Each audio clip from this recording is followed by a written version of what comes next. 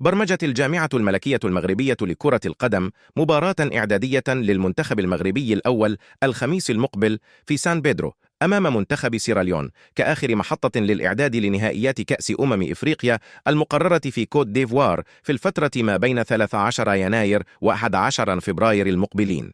وأكدت مصادر عليمة له سبورت أن الجامعة الملكية المغربية لكرة القدم استقرت على منتخب سيراليون ليكون خصم الأسود في مباراة الخميس المقبل بعد إلغاء المباراة التي كانت مقررة أمام غامبيا الأحد.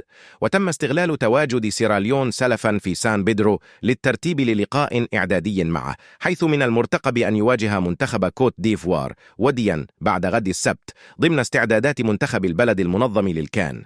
وسيسافر المنتخب المغربي الأحد المقبل إلى مدينة سان بيدرو التي ستحتضن مباريات الأسود في دور المجموعات لبدء مرحلة التأقلم مع الأجواء قبل انطلاق المنافسة.